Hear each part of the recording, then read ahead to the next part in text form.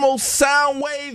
It's Thermal Sound Waves, a natural alternative to fast food radio, Track Life Radio, WLGK, Logic Radio, Chicago. We here, C.Truth, Kev Lawrence. Hit us up, 347-454-1278. Email us, thermalsoundwaves@gmail.com. We're going to talk to our sister, Piper Carter, who's joining us right now. Of course, doing great things out there. Activist, farmer, just a whole bunch of things that she does. And she's going to break down a situation that's going down in the Detroit area that's extremely important, that everybody needs to know about and take heed to and get on and get active. But before we go any further, C.Truth and Kev Lawrence joining you right now. How are things going with you, just in general, Piper? Well, first of all, I just want to say peace and shouts out to the entire Thermal Soundwaves, family, listening people, and thanks for having me on the show. I really appreciate, the space and the opportunity. And, I'm a huge fan of y'all work. You know what I'm saying? C.Truth, Kev Lawrence, y'all are that deal. Y'all got great interviews, a great show. So that's my PSA that comes from the heart. I'm a true listener and fan of y'all work. So it's quite an honor to be on this show. But me personally, I'm blessed. Let me just say that. About 7 weeks ago, when it first was becoming, known that this was coming to the United States, I actually went to my mom's senior building, picked her up, went to the bank, and went to the grocery store. And then I came to my house. I moved her into my house, and we've been so ever since. So thank goodness we have our needs met and all of that. And personally, we're good. I do know a lot of people that have died. Ashe. I do know a lot of people who have it and are recovering. Sending them some healing vibrations. And every single day, it's just like more people.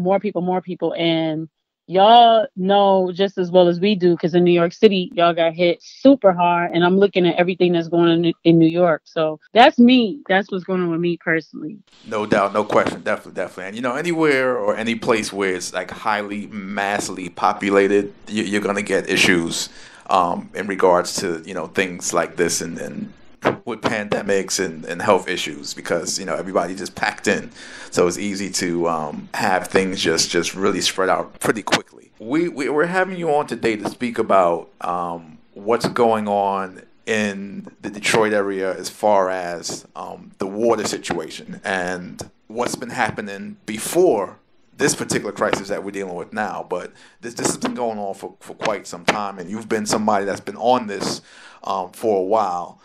What's going on as far as getting their water turned off and things like that? So you know how something be so layered, and then it's like a radio show, and it'll be like, man, how can I get all of this in within about 2 minutes? So that's what I'm gonna try to do, okay?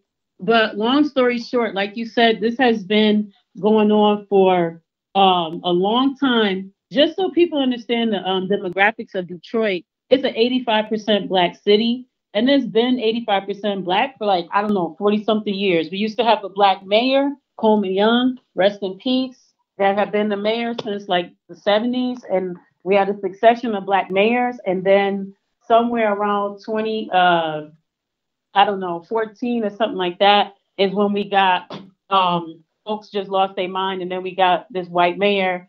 And that's when the gentrification just went through the roof. So with that, as you know, Detroit had been one of the ones that was hit during the beginning of the economic crisis of 2008. And that was, the entire housing scandal, which Dan Gilbert, who owns Quicken Loans, which is based here in Michigan, was responsible for all of those scam loans and things. And he's one of the biggest developers. All this stuff is related because with that, we learned that during that time, they cut off, scam people out of their properties. They closed all the schools. They started moving people around. They did really aggressive gentrification all over the city. They created something called healthy neighborhoods and unhealthy neighborhoods. and the healthy neighborhoods they kept, and those are the ones they invested into, and the unhealthy ones they divested from. So they took away, they closed those schools, they shut off their water, they took away their emergency services and garbage, turned off the street lights, and literally like people that could leave left, and pretty much what was left was the people that couldn't leave. So fast forward to about 2014, and the Detroit Water and Sewage Department, which is a city-owned utility, decided to do an aggressive shutoff program, and their goal was to shut off 100,000 homes of water. They ended up shutting off somewhere between 144,000 to 168,000. All these facts you can check on a website. It's called We the People of Detroit, which is an organization that I volunteer with that has been this work. So with that, move fast forward, they went through this aggressive shutoff program. They decided that what they would do is, even if somebody's water, like even if you owe like a little 10 cents, they would cut your water off. And then when they show up to cut your water off, they show up with Child Protective Services and Detroit Police Department. They remove the child from the home and put them into juvenile detention center, and they charge the parent with neglect and abuse and a bunch of other stuff. So even if the parent was able to pay the amount to get the water turned back on, they still get roped into the entire legal system of having to find money to, like, you know, defend themselves, get their kids back. And meanwhile, their kid is going through all this trauma in the system. So that's how that had been going down since 2014. So you fast forward to COVID, and the governor of Michigan a few weeks ago issued an executive order. She issued a bunch of executive orders. One of the executive orders that she issued was that all water must be turned on. And so with that, that pretty much eliminated any of these shut-offs, and everybody's water was supposed to get turned on. Well, mind you, the city of Detroit's Water and Sewage Department had purged their records of anybody that was delinquent over 1 year. And so the head of the water department admitted he doesn't even understand or have a record of how many people are actually living without water. The activists have been delivering water for years. It's people whose water been cut off 2, 3, 4, 5 years. So imagine if your water is just cut off for a couple of years, it's just sitting there and the pipes become corroded. Well, he contracted with the plumbers union and supposed to go through all the houses, fix all the plumbing, and get every single person's water on. But he's trying to get out of it by saying that the activists are inflating numbers. But meanwhile, activists are delivering water every single day to people. It takes about 8 cases of bottled water per person per 3 days to live off of. And what that means is you cook with it, you clean with it, you drink it, you know, and imagine having to have that much bottled water on hand. Like I said, there's at least 10,000 people currently in the city of Detroit who do not have their water on. And so what we do, we have a petition that we are doing with MoveOn.org. It's called Frontline Detroit. And we're petitioning the mayor of the city of Detroit, Mayor Duggan, to force Gary Brown and the Detroit Water and Sewage Department to turn all water on, fix everybody's pipes, and get everybody's water on. So I'll put a period there. And I actually truncated all of it. It's way, way more. But yeah, I just put a period right there. Gotcha. It's Thermal Sound Waves. We are talking to Piper Carter, doing her thing for all the people out there in Detroit. A very strong activist, and as she was saying, helping get people water, period, which is, you know, an essential right, an essential item that everybody needs. So kudos to her for that. And going back to Dan Gilbert is the same guy who owns the Cleveland Cavaliers, who basically called LeBron a slave when he left Cleveland the first time. And then, you know, he had to apologize for saying that when LeBron came back. just to put things in perspective as far as like who Dan Gilbert is.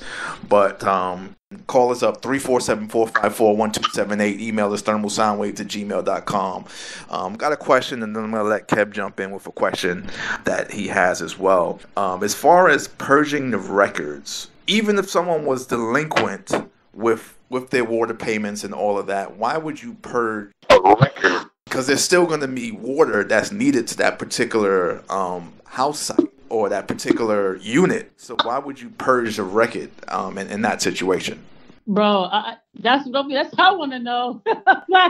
I mean, that's one of our questions. Long story short, what we did let them know is that they hired a company called Homridge. They paid them $8 million it's a private company. They paid them to conduct these shutoffs. So we contend that even though the city of Detroit has purged their records, they could definitely get the records from Homridge, who went and did the actual shutoffs, and get those addresses. But they're claiming that they want the activists, us, to go and find 10,000 people and prove to them that there's 10,000 people. And what we're contending is that's not on activists to do your job. You're the head of the water department. Like you said, C.Truth, they should have records. Who purges records? Like, what government agency purges a record? I mean, to me, I think that might even sound illegal. I'd have to ask an attorney. But, I think part of it too, brother, is that, like I said, we're 85% Black city. And so a lot of like janky stuff,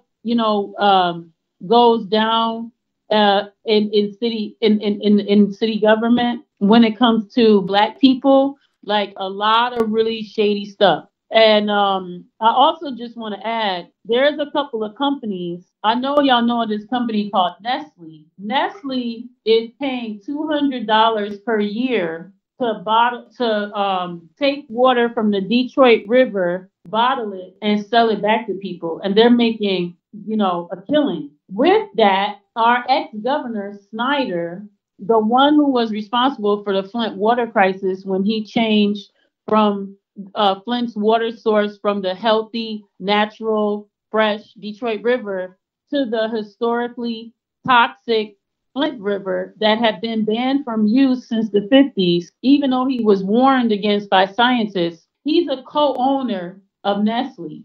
Betsy DeVos, who is the federal secretary of education under Donald Trump, she is from Michigan. She's also a co-owner of Nestle. These people own these companies. Not to mention, there's another company called Veolia. Veolia is the same company that's contracted to do all of this. I'm going to call it financial martial law, but it's like emergency management. And it's when they come over and take over utilities and public-owned utilities. They're the same company that did this type of crap in Puerto Rico. And just if you look up Veolia countries all around, Veolia is there with their dirty hands, and so is Nestle. And so just wanted to highlight that as well. So while the city of Detroit is looking at residents and blaming residents and saying activists need to find these people, people are actually making money off of the back of poor people, disabled people. Our grandparents living off of, these marginal, wages that they're paid from, their retirement and Social Security. And corporations are getting off like a fat cat. The Detroit has a utility company called Detroit DTE. It's the same thing like Con Ed, but it's a monopoly. And they owe like tens of thousands of dollars of late water, and so do like a bunch of different corporations. But they're not going after these corporations. Like if it's a money thing and they're like, oh, people need to pay their bill, they need to go after these corporations that need to pay their bill and stop trying to terrorize somebody's grandma. I just had to get that out there, Absolutely, absolutely. We're talking to Piper Carter of Detroit is Different. She does a show on her own. That's great. You definitely need to check that out. And before we go, we're definitely going to let you know how you can find that. And also in regards to Detroit and companies like Con Ed with emphasis on the con. Detroit is one of those American cities that has a history of corruption. So I think people need to understand that as well. That goes way, way back, just like Chicago and Newark and places like that. So it's that's something that has a play in all of this as well. So, but I'm gonna let Kev jump in right now with questions that he has. Right.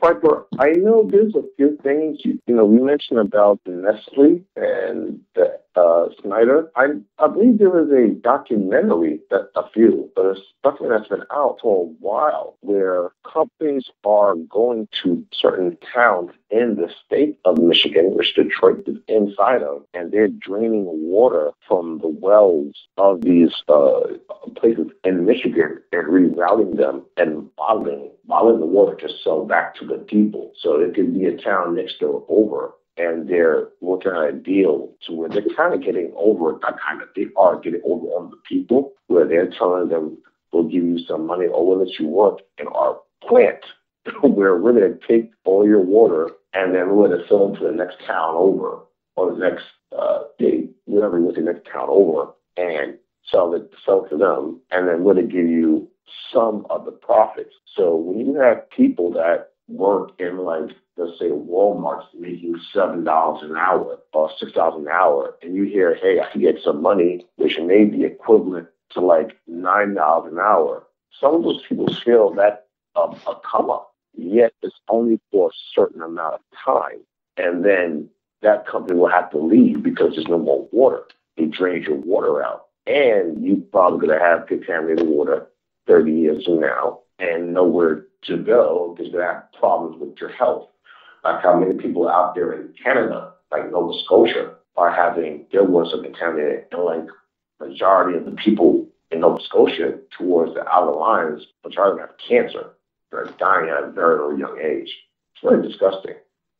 With that being said, we know that within Middle America, Midwest is known as the home of a lot of militias. Now, in Lansing, Michigan, I believe these so-called militias have taken over the state building, and they're out there armed, guns out, and everything, fingers in standby position on by the triggers and everything. And they're starting to tell people, and yes, majority of people, not majority, it looks like all these people of the militias are actually Caucasian and white. And a lot of them are starting to say, people say we're the bad guys, but realistically, the government of Michigan is the bad guy because everything is being messed up. So do you feel like these militias out there in the state of Michigan are actually trying to help out the state of Michigan, which could also consider Detroit? No, not at all.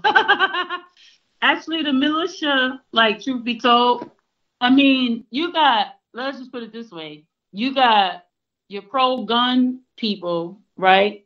And not all pro-gun. Like, Michigan is one of those stand your ground and open carry states. And not all pro-gun people are militia. Let me just say that. And I'll just for the record, so people know, I'm just say I'm a pacifist. Like, I believe everybody have the right to, bear arms. Like, I believe in the Second Amendment, but I don't believe in, like, owning a gun. That's just my stance. But that's just so you know where I'm coming from. But with that, the actual militia, like the folks that was out there yesterday, those are actually white supremacists. And so Michigan is interesting in that. So just for folks who are New Yorkers that have never really been to like other places like in the Midwest, like, Michigan is pretty much super segregated. And not that New York's not segregated, because New York is segregated, but Michigan's segregated in a whole different way, as to where literally you have these pockets of cities that might be like a black city, and then that city is surrounded by all these white cities. And you only have like a couple of cities that's really what you would call integrated. But other than that, Michigan is just super white and it's super Republican. Just that's a generalization, but that's just to give you an overall view. And so with that, just like if you go to New Jersey, and you know how if you go to South Jersey, you got all of those type of white supremacists and militia and stuff like that. That's how most of Michigan is. A lot of it is rural. A lot of it is farm towns. A lot of it is like a lot of industrial towns where there used to be some sort of auto industry, but then that industry left. And so it kind of gutted the town. And so the people that are there is mostly the people who couldn't escape, if you will. And but Detroit is different than a lot of the rest of Michigan. Detroit is an urban city. We're more kind of like on the East Coast, tell you the truth.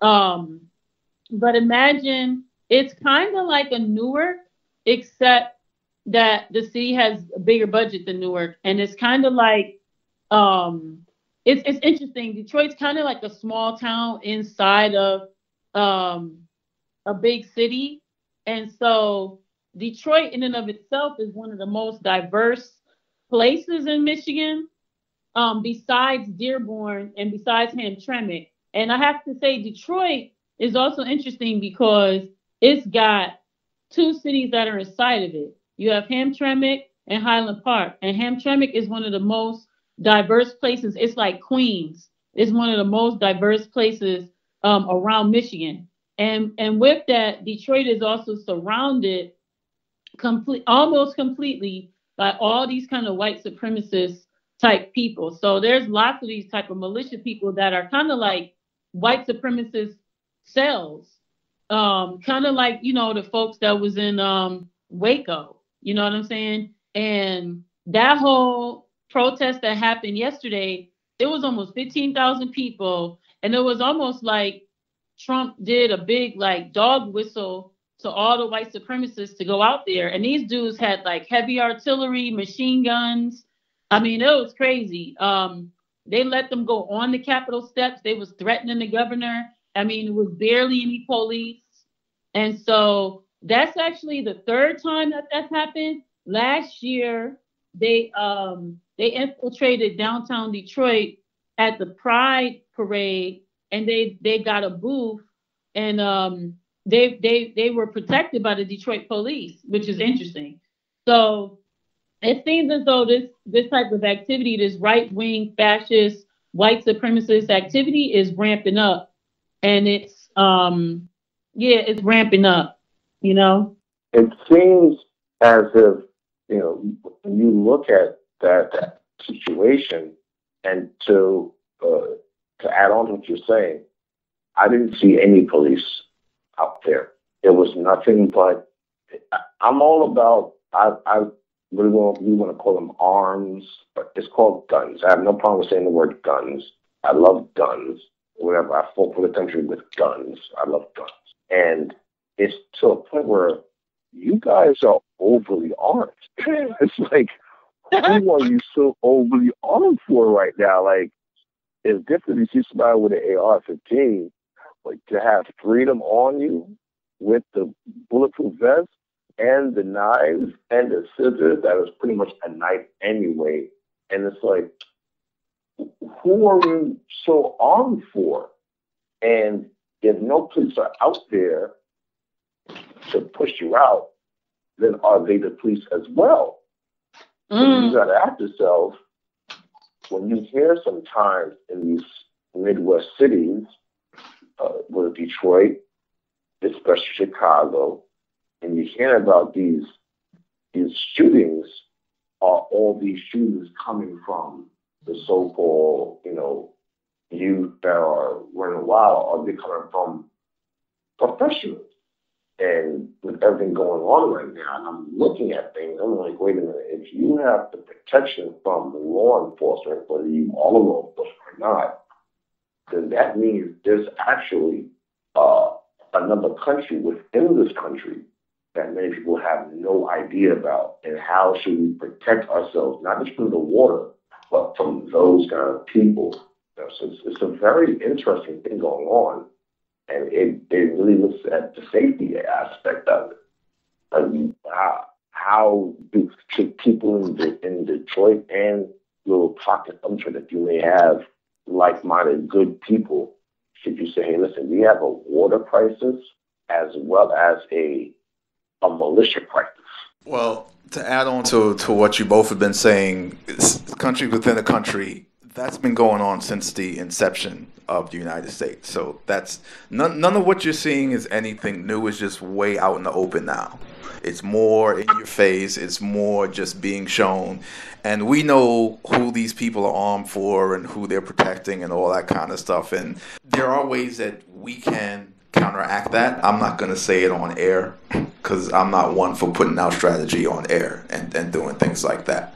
But we're just raising these issues so people can know, people can understand what's going on. So when they see it, they get the gist of what's happening. In regards to all of these people and the resources and the segregations of resources, like how does that affect, or how is that affecting the resources to the people and to the cities that need it?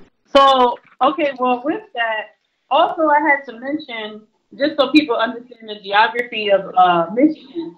Michigan is also, it has like an upper peninsula as well. And in the upper peninsula, there's a lot, it's rural, and there is a lot of indigenous people that live up there, off the land and on reservation, and also a ton of white supremacists. And so with that, throughout the state of Michigan, it's huge, like geographically, like physically huge. So our airport, right, for instance, is about a 45-minute to an hour drive from like the city, right? And so our like as you go up, Detroit sits at the bottom, like kind of southeast, which is right on the Detroit River, and Michigan's shaped like a mitten, and we're kind of like at the bottom of the thumb. And so as you go through out the state of Michigan, as you go more north, you know, more people, like I said, Detroit is more urban and city, and a lot of black people and different ethnicities. And as you go more north, it's going to be more farmland, more rural, you know, a lot of white folks. And then when you go like more way towards the very end, which is the Upper Peninsula, that's when you get more of your indigenous whole communities. Throughout Michigan is lots of indigenous people and indigenous communities, but they're more in number. The Anishinaabe tribe is more in number as you go to the top. So with that, you have a lot of people that are living rurally that you know, they farm, they live off the land. Like you said, they may have their own you know, solar, or they might have their own water supply. You know, they're hunting a lot, especially in northern Michigan, in the Upper Peninsula, especially indigenous folks. Even a lot of white folks hunt a lot. And so people have different needs. You see what I'm saying? So if down here, while we're in the city, you know, we're mostly living off of our these infrastructure, you know what I'm saying? These urban infrastructures. And whereas as more you go north, a lot of people are more just living off their own infrastructure that they built. And so with that, like if you're on a more urban infrastructure, well, you got a water treatment plant, facility, you know, that type of thing, people working there, those are essential workers. You've got people that are maintaining the electricity, you know, facility, you know, that's considered an essential worker. You have a lot more police, fire, emergency services, but you know, more hospitals, and you just have a lot of more of these services and things like that. That's going to all be more tied to you know, needing these resources. Whereas more you go up, a lot of people they might have less hospitals, less emergency, less police, less, you know, like I said, if they're doing their own water, then they're maintaining their own water. You know, they might be maintaining their own grid or their own electricity. So I'm just saying all that to say that when they're talking about drawing down resources, people are looking at drawing the resources for different things. Also with the spread is, you know, much more pervasive throughout the urban areas. because the people that live, further from each other, they not really congregated so much together. So it hasn't been as um, pervasive in those areas, I should say, as it has been down here. I mean, it's up there and people have it, but they're not seeing it the way we do because they don't congregate the way we do. And so when it comes to like needs and things, that's where a lot of the battles come from about the state. Because, like I said before, Michigan is mostly a Republican state. There's a lot of working class people, but there's also a lot of super rich people.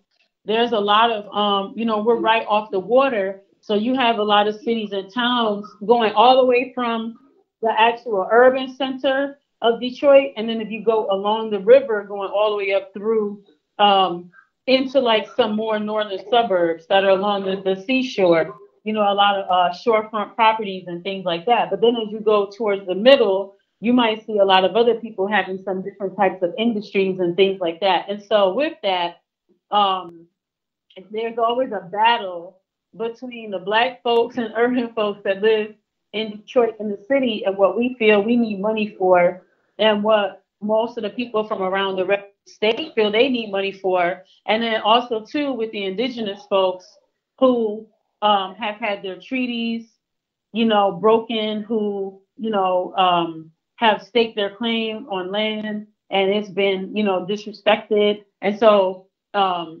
there's always a battle of resources, but right now is really a battle of ideals and ideology around where those resources should go and what they should be spent on, and if cities should be closed or if they should reopen. Like that's the huge battle right now. We're talking to Piper Carter of Detroit is Different of We Found Hip Hop of Piper Carter Studio. Hit us up 347-454-1278 thermalsoundwaves@gmail.com.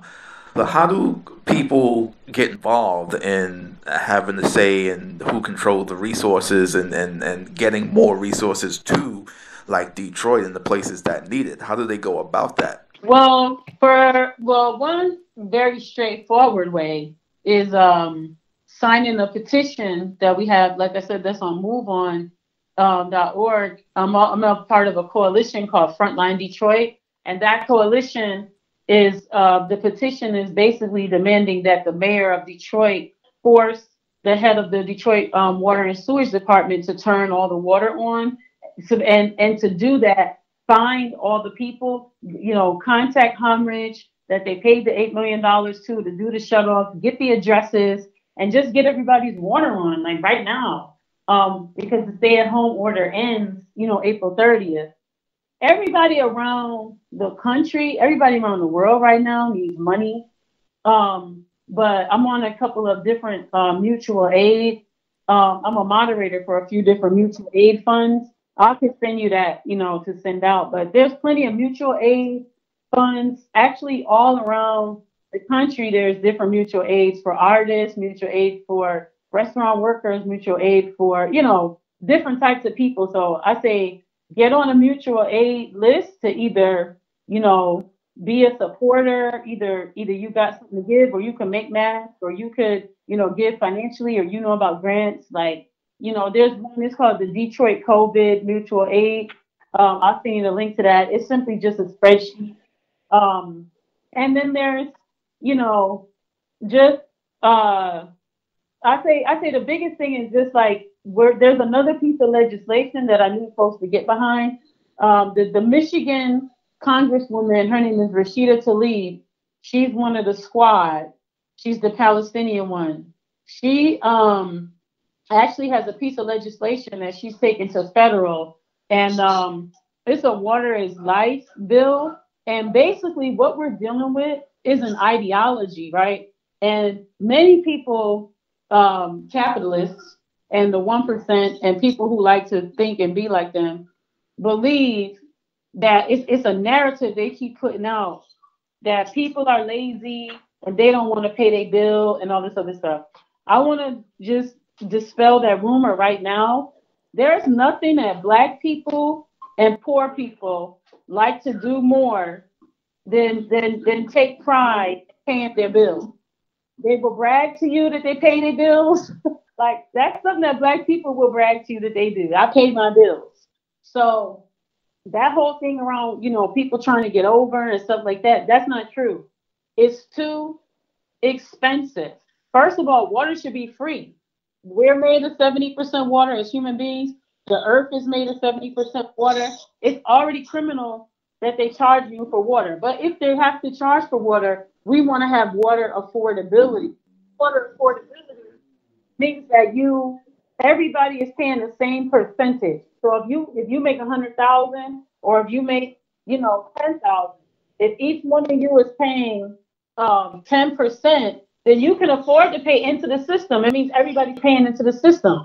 But if you're just charging everybody $250 to have water, now you making somebody that has on a fixed income might not be able to pay that. And then that's going to add up and add up and add up. And so what we're saying is that because water is so necessary to live, then it should be affordable so that everyone can have access to it. And so that bill, I think it's called the Water is Life Bill. Rashida Tlaib is introducing that on the floor pretty soon. So we want people to get behind that bill. And I know, what I'm saying, it's real difficult. You know what I'm saying? I'm in the hip hop community and I know it's difficult. A lot of artists and stuff look at it and be like, I ain't signing no petition. Them politicians ain't doing nothing, blah, blah, blah. But this situation right here is a perfect example of what happens when we sit back and let other people do politics.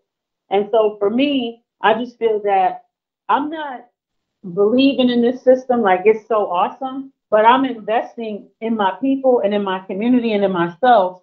And I'm investing where I feel that the energy is necessary. And we need to shift some of these policies and shift some of this power because we actually had a lot of power that our ancestors and forefathers actually set up for us that's actually been systemically destroyed ever since, Trump got in office. And it's not like things were so perfect before, but we have to make things better for the next generations. We have to leave the earth better. We have to make better policies. And this is one way to do it. It's not the only way. You know what I'm saying? We growing our food. We doing solar. You know what I'm saying? We getting off the grid. We learning. We doing all these things. But at the same time, there could be a policy tomorrow that say you can't grow your food. It could be a policy tomorrow say you can't get an education. It's a policy to say you can't have water. So it's just important that we stay, invested and keeping our foot, on their necks to force them to give us what our taxes pay for. You know what I'm saying? It's not a handout. It's not begging. It's actually going to where the money was already put for this reason in the first place and forcing them to do what it is that they're supposed to do, which is their job. Absolutely, absolutely. Have any additional questions, Kevin? Oh, that's beautiful enough right there. I just want you to one more time and let people know how they can get in contact with you for water and or dealing with the COVID virus and prevention and what you do if you have it, the steps you could take to possibly take care of yourself before you make the next step of trying to get to a medical facility. Oh, yeah, that's great. Yeah, actually, I'm connected to a bunch of different herbalists and things. So I'm going to give you my info. My info, y'all can always find me on the internet, on social media. I'm on there too much.